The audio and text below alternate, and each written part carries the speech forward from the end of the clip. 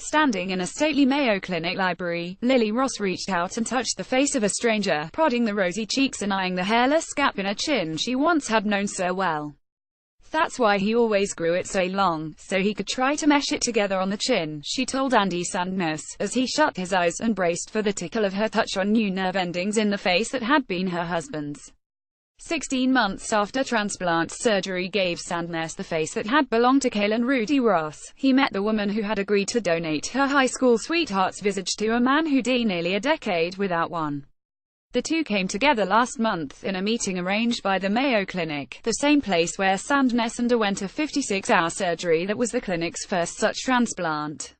With her toddler Leonard in tow, Ross strode toward Sandness, tears welling in her eyes as they tightly embraced. Ross had fretted before the meeting, fearful of the certain reminders of her husband, who took his own life. But her stress quickly melted away. Without Callan's eyes, forehead or strong cheeks, Sandness didn't look like him, she told herself. Instead, she saw a man whose life had changed through her husband's gift, newly confident after 10 years of hiding from mirrors and staring eyes. It made me proud, Ross said of the 32-year-old Sandness. The way Rudy saw himself, he didn't see himself like that. Sandness and Kaylin Ross full of hunting, fishing and exploring the outdoors before their struggles consumed them, 10 years and hundreds of miles apart. Sandness put a rifle below his chin in late 2006 in his native Wyoming and pulled the trigger, destroying most of his face. Ross shot himself and died in southwestern Minnesota a decade later. By then, Sandness had receded from contact with the outside world, ashamed of his injuries. Surgeries to rebuild his face had left him a corticized mouth, and his prosthetic nose frequently fell off. Hope first came in 2012 when the Mayo Clinic started exploring a face transplant program, and again in early 2016 when he was waitlisted for the procedure. Ross already had agreed to donate her husband's lungs, kidneys and other organs to patients. Then LifeSource, a Midwestern non-profit organization that facilitates organ and tissue donations, broached the idea of a donation for a man awaiting a face transplant at the clinic. Ross and Sandness' ages, blood type, skin color and facial structure were such a near-perfect match that Sandness' surgeon, Dr. Samir Mardini, said the two men could have been cousins. Ross consented, despite her hesitation about someday seeing her husband's face on a stranger. 8 months pregnant at the time, she said one reason to go forward was that she wanted the couple's child to one day understand what his father did to help others.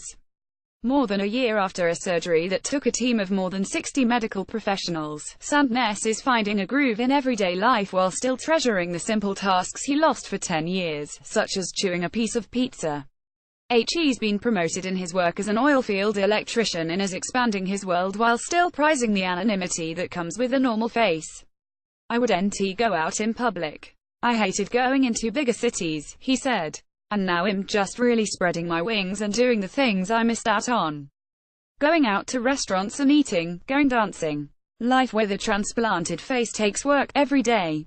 Sandness is on a daily regimen of anti-rejection medication. He's constantly working to retrain his nerves to operate in sync with his new face, giving himself facial massages and striving to improve his speech by running through the alphabet while driving or showering. I wanted to show you that your gift will not be wasted, Sandness told Ross.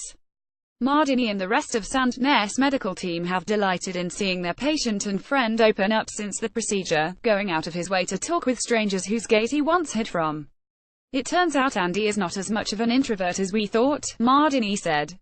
He's enjoying these times, where he's missed out on 10 years of his life. Ross and Sandness say they feel like family now. They plan to forge a stronger connection, and Sandness said he'll contribute to a trust fund for Leonard's education. On the day of their meeting, the boy stared curiously at Sandness at first. But later, he walked over and waved to be picked up. Sandness happily obliged. For Ross, just meeting Sandness felt like a huge release, a way to get past a year filled with grieving, funeral planning, childbirth and gut-wrenching decisions about organ donations. Meeting Andy, it has finally given me closure, she said, her voice choking as it trailed off. Everything happened so fast. Related stories after twin tragedies. Man gets face transplant at Mayo Clinic. Woman receives face transplant after being disfigured by gunshot wound. Injured firefighter undergoes the world's most extensive face transplant.